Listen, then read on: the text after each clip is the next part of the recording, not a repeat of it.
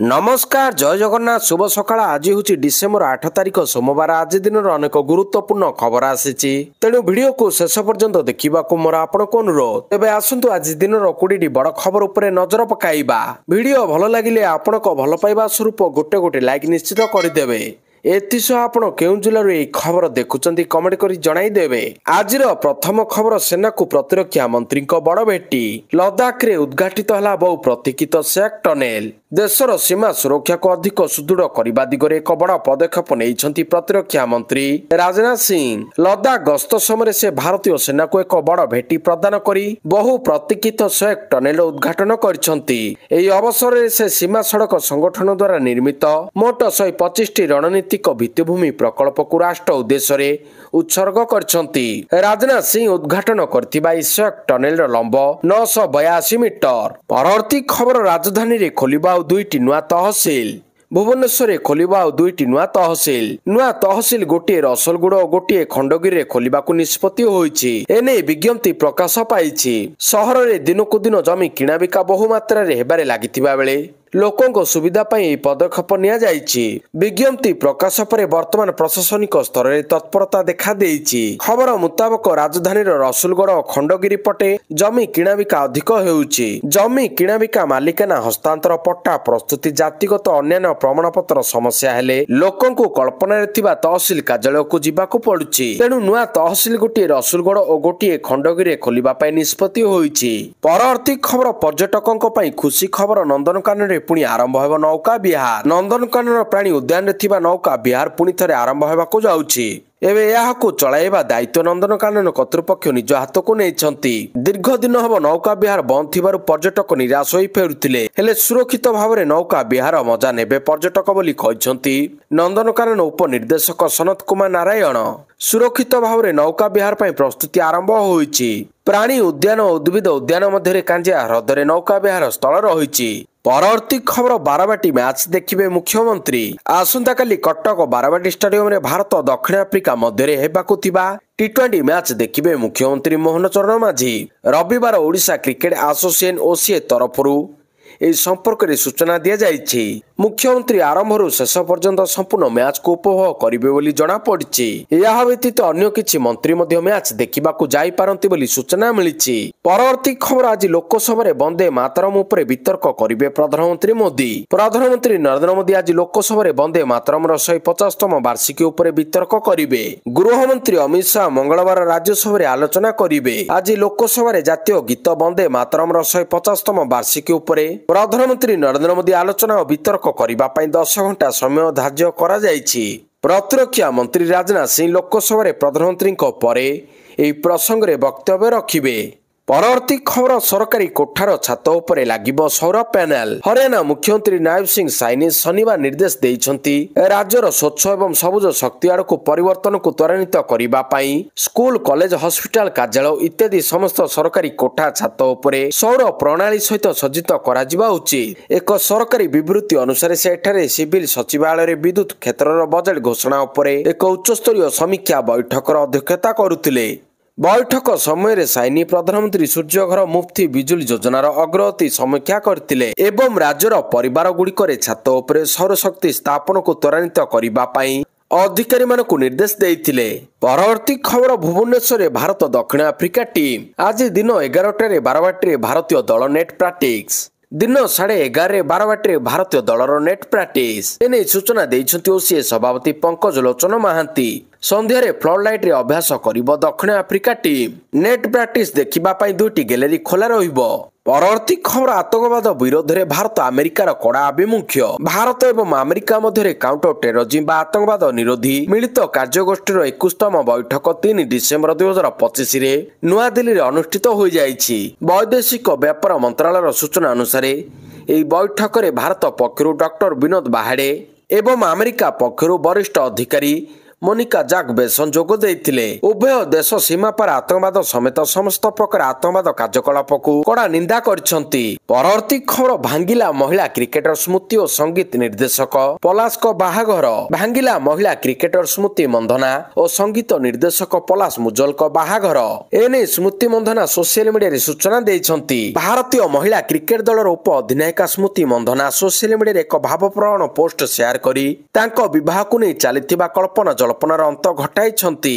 ଗତ କିଛି ସପ୍ତାହ ଧରି ସୋସିଆଲ ମିଡିଆରେ ତାଙ୍କ ବିବାହ ଖବର ପ୍ରସାରିତ ହେଉଥିବା ବେଳେ ସ୍ମୃତି ସ୍ପଷ୍ଟ ଭାବରେ କହିଛନ୍ତି ଏହା ଏକ ବ୍ୟକ୍ତିଗତ ମାମଲା। ସେ ତାଙ୍କ ପରିବାର ସହିତ ଏହାକୁ ସମାଧାନ କରିବା ପାଇଁ ସମୟ ଚାହୁଁଛନ୍ତି। ଏହା ସହିତ ସେ ପଲାଶଙ୍କ ସହ ତାଙ୍କ ବିବାହ ବାତିଲ ଘୋଷଣା କରିଛନ୍ତି। ପରବର୍ତ୍ତୀ ଖବର ହସିନାଙ୍କୁ ନେଇ ଜୟଶଙ୍କରଙ୍କ ବଡ଼ ରାୟ।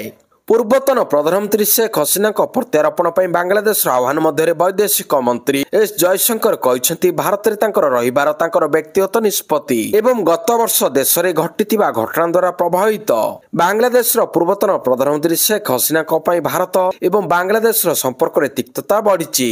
ନିକଟରେ ତାଙ୍କୁ ବାଂଲା କୋର୍ଟ ମୃତ୍ୟୁଦଣ୍ଡ ଦେଇଛନ୍ତି।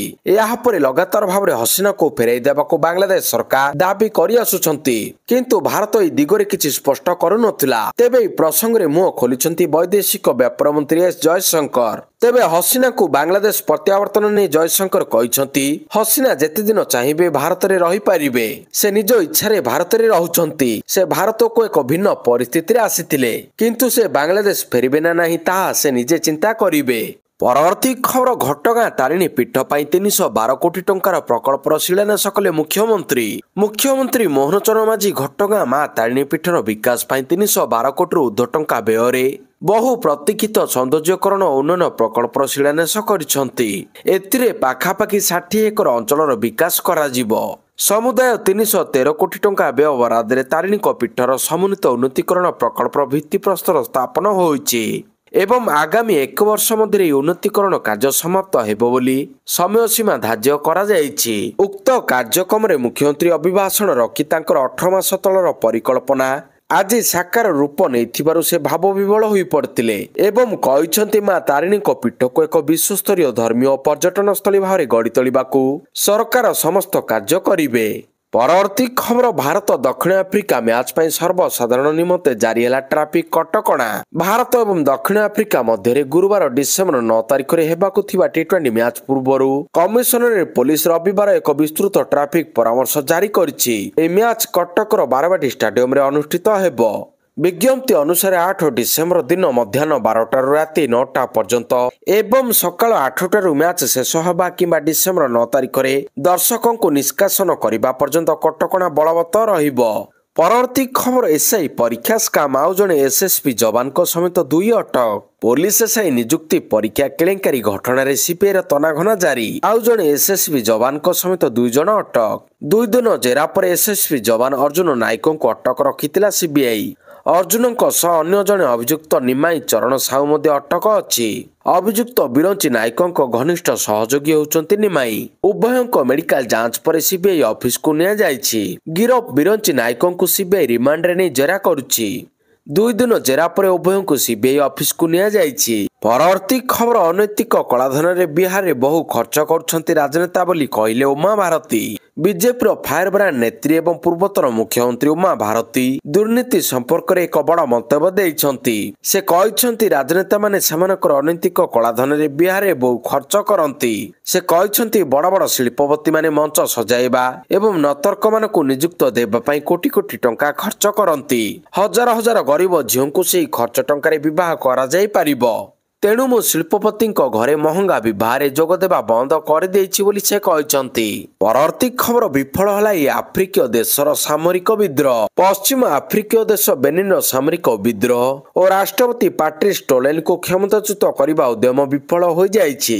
ବିଦ୍ରୋହୀ ସୈନିକମାନେ ରାଷ୍ଟ୍ରପତିଙ୍କ ବହିଷ୍କାର ଘୋଷଣା କରିବାର କିଛି ଘଣ୍ଟା ମଧ୍ୟରେ ରାଷ୍ଟ୍ରପତିଙ୍କ ବିଶ୍ୱସ୍ତ ସୈନିକମାନେ ପୁଣି ରାଷ୍ଟ୍ରପତିଙ୍କୁ ଅବସ୍ଥାପିତ କରିଛନ୍ତି। ବିଦ୍ରୋହୀ ସୈନିକମାନେ ରବିବାର ସରକାରୀ ଟିଭିରେ ଉପସ୍ଥାପିତ ହୋଇ ଘୋଷଣା କରିଥିଲେ ଯେ ରାଷ୍ଟ୍ରପତି ପାଟ୍ରିସ୍ ଟୋଲେନ୍ଙ୍କୁ ପଦରୁ ବହିଷ୍କାର କରାଯାଇଛି। ଏହି ସୈନିକମାନେ ନିଜକୁ ମିଲିଟାରୀ କମିଟି ଫର ରିଫାଉଣ୍ଡେସନ ସିଏମଆର ବୋଲି କହିଥିଲେ ଯେ ସେମାନଙ୍କ କମିଟି ନିଷ୍ପତ୍ତି ନେଇଛି ଯେ टालन और राष्ट्रपति रहिबे नाही। विप्लव घोषणा हेबा परे तुरंत टीवी एवं रेडियो प्रसारण बंद कर दिया जाइथिला। परवर्ती खबर नाइट क्लब रे भीषण निया। शनिवार विलंबित राति डिसेम्बर 6, 2025 रे उत्तर गोवार अरपेरा गाँव रे एक नाइट क्लब रे अग्निकांड घटी अति कम रे 25 जन कर्मचारी मृत्यु घटी सूचना मिली। गोवा पुलिस मुख्य आलोक कुमार पीटीआई को कहते जे सिलिंडर विस्फोरण घटिबा जोगु अग्निकांड घटितिला। एनआई रो एक रिपोर्ट अनुसार अति कम रे 25 जन मृतदेह उद्धार करा जायछि। मृतकंक मध्य क्लब कर्मचारी मध्य अछंती। तेबे मृतकंक परिवार को प्रधानमंत्री मोदी 2 लाख टंका लेखाएं सहायता राशि घोषणा करछंती। परवर्ती खबर जनवरी 31 रु विश्व प्रसिद्ध जोरंदा माघ मेला। 2026 जनवरी 31 तारिख ठारू विश्व प्रसिद्ध जोरंदा माघ मेला अनुष्ठित हेबो।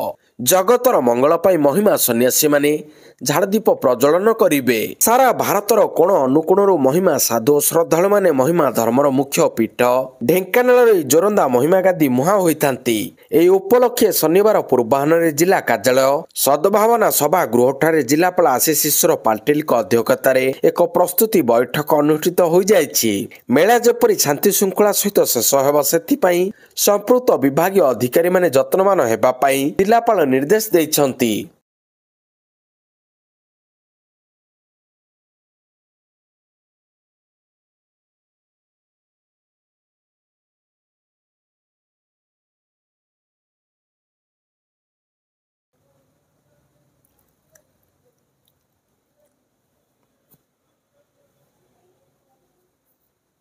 परवर्ती खबर मात्राधिक विमान भाड़ा वृद्धि उपर रोक लगाइले केंद्र सरकार। इंडिगो विमान संकट पर सारा देश में घरोई विमान भाड़ा वृद्धि संपर्क में बढ़ुवा अभियोग उपर कार्यानुष्ठान ग्रहण करी केंद्र सरकार विमान कंपनी गुड़िक उपर भड़ा सीमा लागू करछंती। बेसामरिक विमान चलाचल मंत्रालय पक्षरु कहा जायछि जे विमान कंपनी गुड़िक अधिक शुल्क नहीं पारिबे नाही। या सेवारे जारी व्यवधान बेले उल्लंघन पई कठोर कार्यानुष्ठान पई चेतावनी देछि मंत्रालय।